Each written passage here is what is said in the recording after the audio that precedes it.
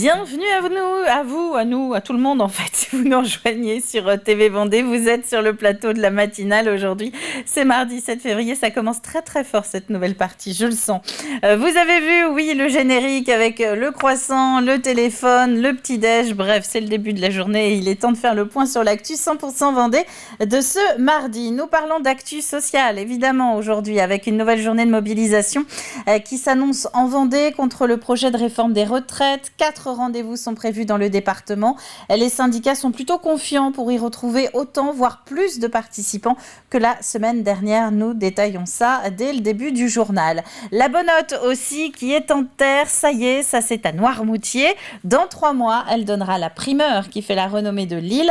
Grégoire de Châtillon a pu suivre la mise en terre des tubercules. Nous allons également retrouver Colline aujourd'hui qui a donné la parole à Idéfix, le vrai chien du dernier Astérix était au Sable d'Olonne samedi. Nous sommes allés à sa rencontre. Et puis du côté des chroniques, eh bien, nous allons parler échecs en ce mardi puisque le trophée Napoléon des échecs approche à grands pas. Ce sera samedi. Nous évoquerons aussi le tout premier Open féminin de Palais samedi également du côté de la Ferrière. Avant tout cela, la météo.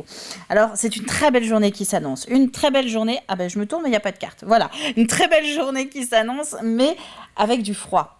D'autant que nous allons avoir un petit vent qui accentue cette sensation de frais du début de mois de février. Vous le voyez, moins 1 degré au réveil dans les terres en ce mardi, 0 à 1 degré sur le littoral. On aura le détail à la fin du journal. Cet après-midi, nous aurons encore moins de nuages et encore plus de soleil. Ça, c'est la recette du bonheur de ce jour. Le vent, en revanche, va rester soutenu et il ne fera pas beaucoup plus chaud. 4 à 5 cet après-midi dans l'est de la Vendée, 6 à 7 entre le littoral et nos 2 îles. Pour les horaires de marée, 3 rendez-vous aujourd'hui puisque le 4e, il bascule juste après minuit, à minuit 01 exactement.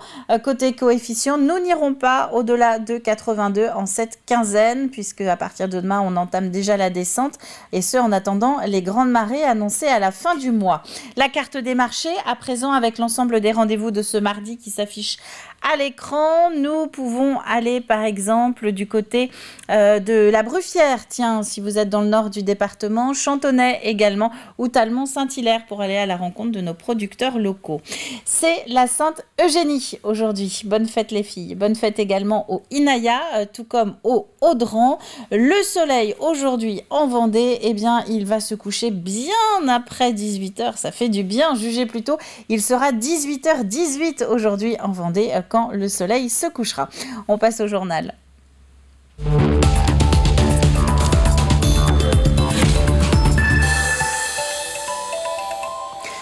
Avec de premiers échanges électriques hier soir à l'Assemblée nationale autour de la réforme des retraites. L'ensemble des députés ont 15 jours maintenant pour débattre du texte et passer en revue les plus de 20 000 amendements qui ont été déposés. Ce 7 février a donc été la date retenue par les syndicats pour organiser une nouvelle journée de mobilisation.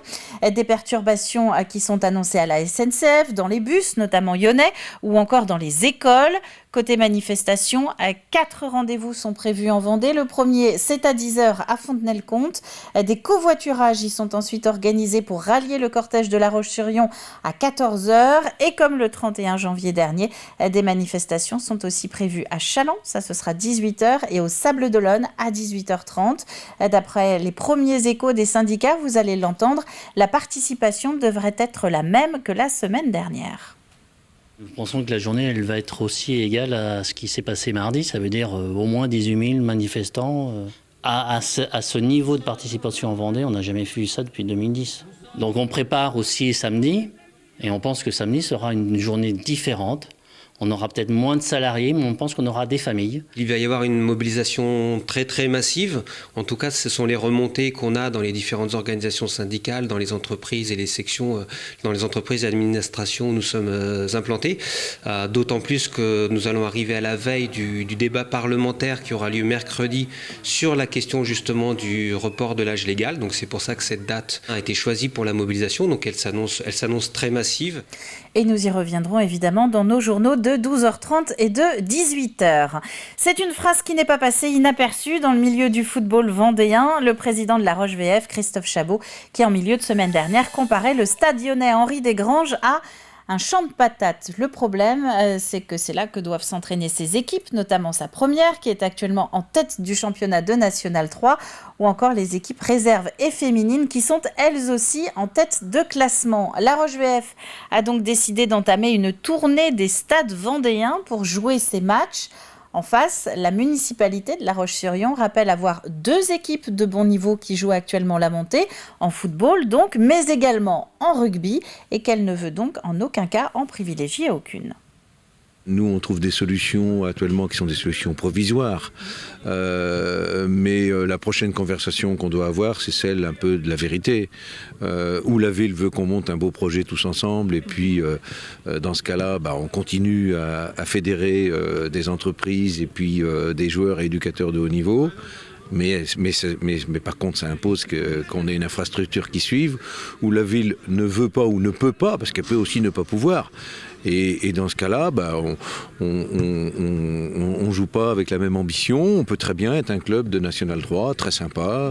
Donc maintenant, la vraie question, et on va se la poser, je l'espère, ensemble avec la ville. La vraie question, c'est est-ce qu'on veut un vrai projet ? Si on veut un vrai projet, il nous faut un vrai terrain.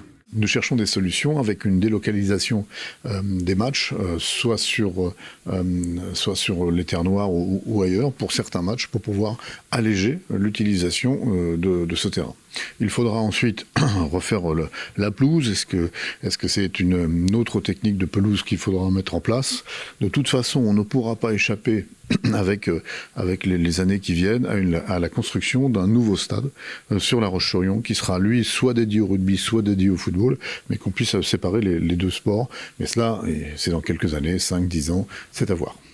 2023 n'aura pas dérogé à la règle. C'est bien le jour de la Chandeleur, jeudi dernier, que la bonnotte a été plantée sur Noirmoutier. La bonnotte, c'est un des emblèmes de l'île, et après un gros travail de la terre sablonneuse cet hiver pour en faire les fameuses petites buttes qu'on voit dans les champs noirmoutrins, 2 ou 3 jours de travail ont été nécessaires pour les plantations de pommes de terre. Les tubercules ont maintenant 3 mois pour se développer. En mai, ils donneront cette primeur au goût unique. Grégoire de Châtillon. Les précieux tubercules sont plantés à la main et en cadence sur ce sol sableux. Une plantation entre mer et marais salant réalisée au moment de la Chandeleur. Des tubercules que l'on appelle aussi des pommes de terre mère. Avec plein de germes qui vont faire plein de tiges et normalement qui devraient faire des filles bonnottes. Des filles bonnottes attendues 90 jours après la plantation, une opération réalisée au même moment par les 22 familles de producteurs de pommes de terre de l'île de Noirmoutier. Il y a eu une grosse préparation d'hiver pour préparer la parcelle. Il a fallu mettre du goémon, reconfigurer les sillons. Donc on est content aujourd'hui de planter. Par contre, on ne sait pas si on récoltera. Si la météo n'est pas propice, ça, on ne le sait pas encore. À moins 2 degrés, les tubercules pourraient geler. Alors, par précaution, un voile de protection sera installé pour que la bonnotte soit récoltée. Patrick Michaud laboure ici la terre. Et vous le voyez, il est entouré de nombreuses mouettes plutôt gourmandes. Alors c'est une parcelle qui a été amendée en goémon. Donc il y a plein de petits vers qui se sont régalés du goémon. Et maintenant c'est les mouettes qui viennent se régaler des petits vers. Avec ces 150 tonnes environ de récolte chaque année, sur les 12 000, toutes pommes de terre confondues, la culture de la bonnotte correspond à une toute petite partie de la production de pommes de terre sur l'île de Noirmoutier. Nous avons plusieurs autres variétés à Noirmoutier, la Sirtema, la Lady Christelle, la Iodea, qui sont plantées depuis le mois de janvier jusqu'au mois d'avril et qui sont ensuite récoltées à partir du début du mois d'avril jusqu'à la fin du mois de juillet. Quoi qu'il en soit, la star de l'île de Noirmoutier, c'est la bonnotte, cette petite pomme de terre réputée pour son goût unique. Pour être les premiers à la déguster lors de sa récolte, notez ce rendez-vous le samedi 6 mai à Noirmoutier naturellement pour la fameuse fête de la bonnotte. Et ce sera notamment l'occasion d'aller vous-même la récolter sur place. L'annonce est encore tellement rare qu'un nouveau médecin qui s'installe dans une commune vendéenne a tendance à créer un petit peu l'événement. Et c'est d'autant plus le cas qu'à Saint-Hilaire-de-Riez, la ville vient de recruter son tout premier médecin salarié. Le docteur Nolwenn Ortiz de Zarat exercera à partir du mois d'avril. Elle exerçait déjà dans le département par le biais de remplacements, et ce depuis 2020. La médecin sera donc la première à rejoindre le centre municipal de santé. Reste à lui trouver maintenant 2 autres collègues. J'ai entendu par le biais d'autres médecins que je remplace que effectivement ils cherchent depuis longtemps à créer un CMS à Saint-Hilaire. J'ai vu que ça fonctionnait bien à Saint-Gilles puisque je connais aussi les médecins qui exercent là-bas. Et puis comme je décide de m'installer très proche d'ici, donc pour moi ça correspondait à ce que je recherche. Petite précision qui a son importance, 1200 personnes sont actuellement sans médecin à Saint-Hilaire-de-Riez. Ils seront donc prioritaires et il n'y aura pas de liste d'attente.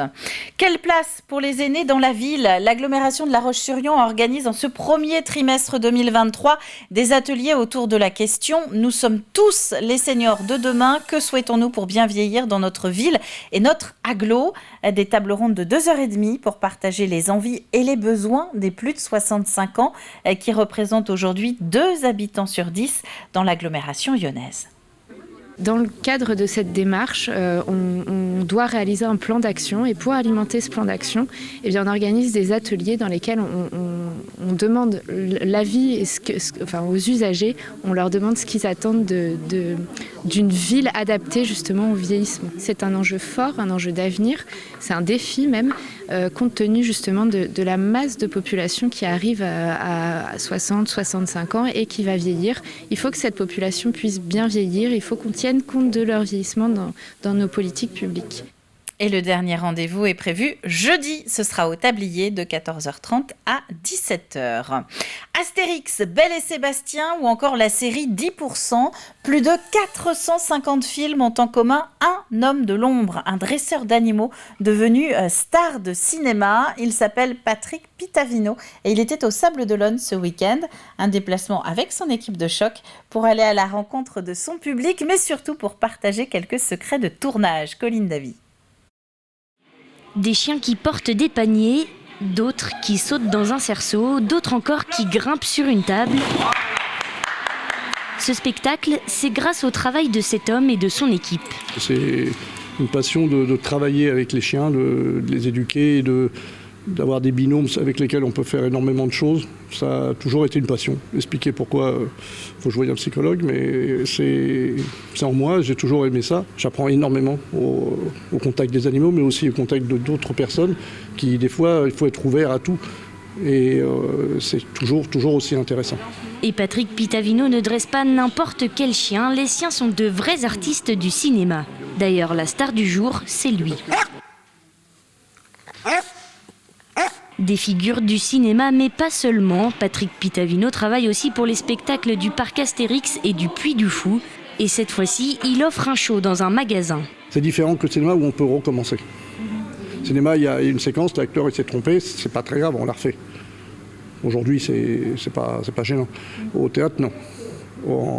En spectacle, c'est pareil, on ne peut pas recommencer. Donc il faut toujours trouver des points de repère pour, au cas où il y aurait un petit problème, qu'on puisse continuer le spectacle. Toute l'année, on essaye de faire vivre des émotions à nos clients. Et là, cette année, l'animation du début d'année, c'est l'accueil et la rencontre avec Idéfix et son dresseur. Mais pas qu'Idéfix, il y a aussi Belle, de Belle et Sébastien, et beaucoup d'autres chiens qui ont tourné dans de nombreux films. Le dresseur garde toujours la même affection pour ses chiens, même avec plus de 450 films à son actif. Dernier en date, Alibi.com 2 à retrouver en salle ce mercredi. Et pour la petite histoire, le dernier Astérix tourné par Guillaume Canet était prêt pour être tourné avant la crise Covid. Quand il a repris quelques années plus tard, il a fallu dresser de nouveaux chiens, dont Nawak, qu'on voit dans le reportage de Colline, car les premiers étaient devenus trop vieux pour incarner Idéfix. Voilà pour l'actualité du jour. On va regarder les prévisions météo de ce mardi matin avec du soleil et du froid dès le réveil. Vous avez peut-être gratté le pare-brise avant de sortir aujourd'hui. C'est le même programme d'ailleurs pour toute la journée. Donc côté température, -1 dans le bocage sur les premières heures de ce mardi, 0 dans le centre et nos deux marais, aussi bien Breton que Poitevin, 1 degré sur le littoral.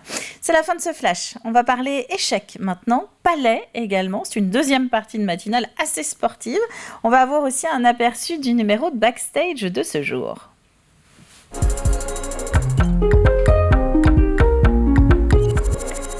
Et donc on va commencer avec le plus info. Le trophée Napoléon des échecs revient samedi pour une nouvelle édition. C'est la 3e fois que l'événement est organisé. Il avait été lancé en 2019 à l'occasion des 250 ans de la naissance de Napoléon.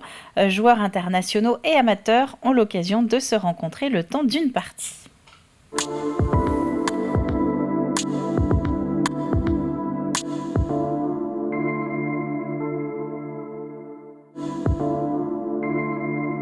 Le trophée Napoléon, c'est un événement grand public, gratuit, qui réunit des champions.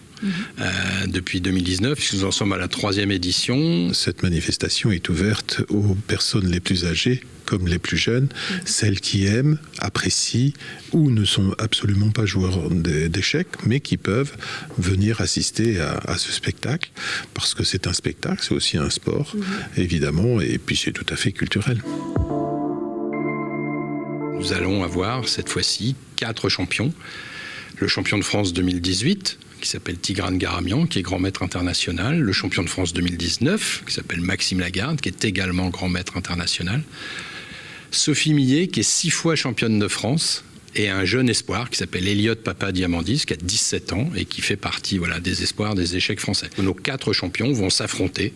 Tout le monde va rencontrer tout le monde dans une première partie de 12 où il y aura 12 parties et on va avoir un classement du 1er au 4e et les 2 premiers vont s'affronter pour gagner le trophée et 3e et 4e vont s'affronter pour la 3e place. Donc là, c'est dans l'auditorium du Ciel, c'est gratuit, on rentre, on y passe 1 heure, une demi-heure, on reste pendant 4 heures. Tout ça est commenté en direct dans la grande salle, donc pas besoin de connaître les échecs.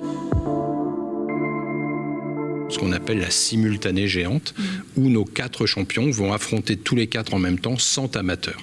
C'est-à-dire que dans l'atrium du Ciel, on va installer 100 échiquiers. Derrière ces 100 échiquiers, il y aura 100 joueurs amateurs qui se seront inscrits au préalable et qui vont affronter nos 4 champions. C'est comme si on pouvait jouer une partie de tennis à la fois contre Federer, Richard Gasquet, Gaël Monfils et Rafael Nadal.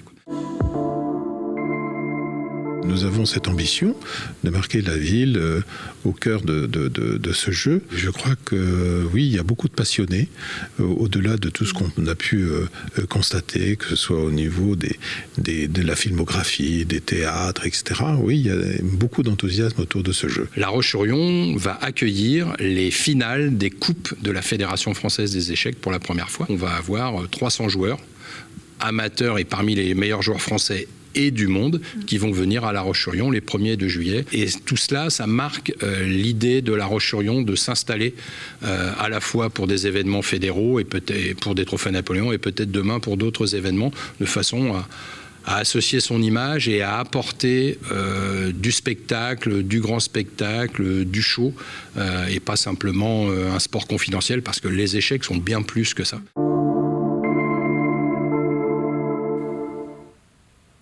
L'accès au tournoi dans l'auditorium du Ciel ainsi qu'à la simultanée qui sera organisée dans l'atrium est gratuit, c'est ouvert à tous. Le début de la journée, on parle donc de samedi, c'est à 11h30 avec une conférence sur le jeu d'échecs à l'époque napoléonienne. Nous allons maintenant découvrir l'assaut de la semaine que Colline a décidé de nous présenter.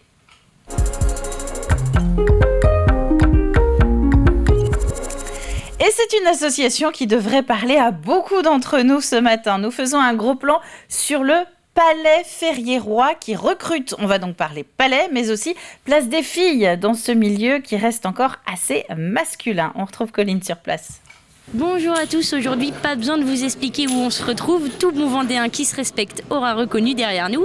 On est ici pour faire du palais au club de la Ferrière. C'est quoi qui se passe exactement dans ce club tous les mardis ? Alors bonjour, Anita, présidente du palais de la Ferrière.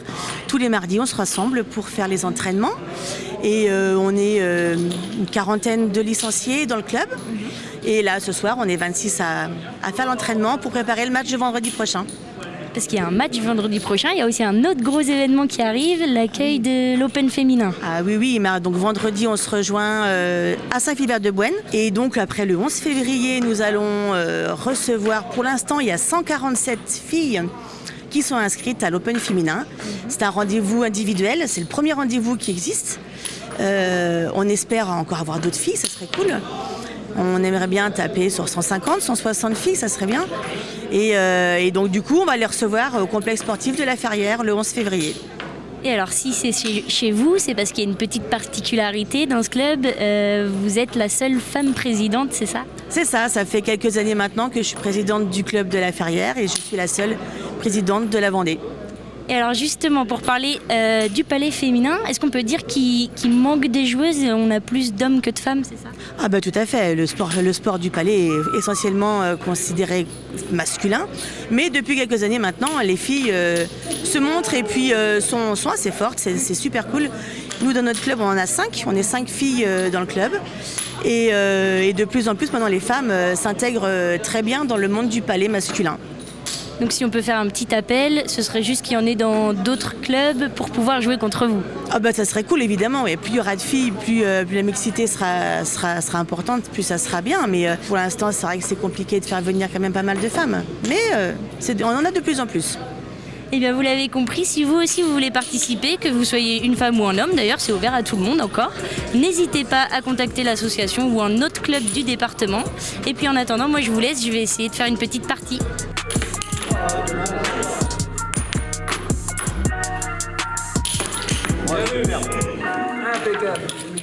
Donc oui, vous avez entendu l'appel, notamment si vous êtes une femme. Là, nous sommes encore trop peu représentés dans ces clubs. Le rendez-vous, c'est donc samedi à La Ferrière pour participer également au premier Open régional de Palais-Fonte sur plomb en individuel et pas besoin d'être licencié. On passe à l'extrait du jour.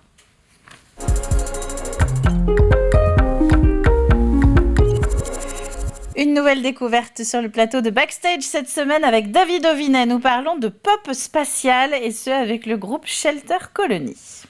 Vous vous définissez comme étant plutôt dans la mouvance de la pop spatiale. Alors ça, j'avais jamais entendu. Qu'est-ce que tu peux nous dire là-dessus, Bastien, la pop spatiale, qu'est-ce que c'est exactement ? Alors la pop spatiale, c'est un terme qu'on avait entendu pour la première fois en résidence avec Martin du groupe Parpaing Papier, qui nous a dit ça. On a dit mais ça colle pas mal à notre univers.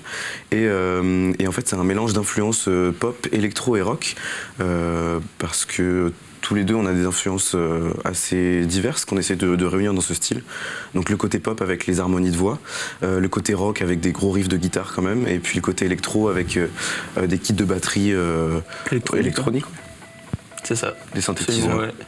C'est ce qui regroupe en un mot ou deux toutes vos influences. Et dans ce que tu me dis, Bastien, tu oublies aussi le rap, et ce qui nous amène tout de suite à parler de votre dernier album, Moonglad, avec un morceau rap. C'est ça, exactement. Ouais, le morceau KO. C'est ça, c'est un morceau qui s'appelle KO, qu'on a fait en featuring avec un rappeur nantais qui s'appelle Oni, et qu'on a rencontré à l'occasion d'un festival en 2020. Et tout de suite, pareil, on a eu une vraie rencontre super intéressante.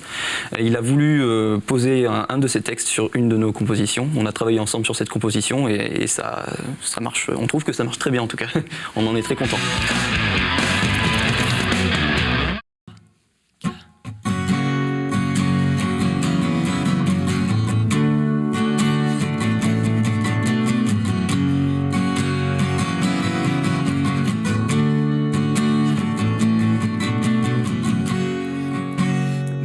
Small again, looking for a hiding place.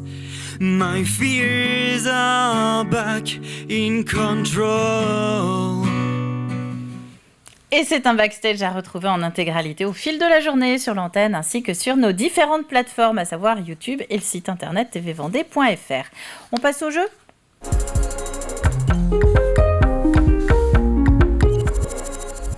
Est-ce que vous vous souvenez que cette semaine, vous pouvez aller au cinéma grâce à notre partenaire de la semaine, puisque c'est le gain si vous envoyez la bonne réponse à la question de cette 6e semaine de l'année. Il y aura 2 places en jeu pour un gagnant, donc qui sera tiré au sort parmi vous vendredi après-midi. Alors cette question, eh bien la voilà, patientez un tout petit peu. Quelle est la matière première de ces sculptures visibles dans le dernier numéro des Passionnés, dans le numéro de la semaine dernière? Quelle est la matière première de ces sculptures qu'on voit, que Grégoire de Châtillon est allé découvrir dans le numéro des Passionnés de la semaine dernière? Elle s'appelle Kat et elle puise son inspiration dans ses souvenirs d'enfance. C'est l'indice du jour. Et vous avez donc jusqu'à vendredi midi pour m'envoyer votre réponse sur tvvendée.fr. C'est la fin de cette matinale de mardi. On va se retrouver maintenant demain dès 7h en direct sur TV Vendée. D'ici là, eh bien, il ne me reste plus qu'à vous souhaiter une très belle journée ensoleillée à tous et à demain.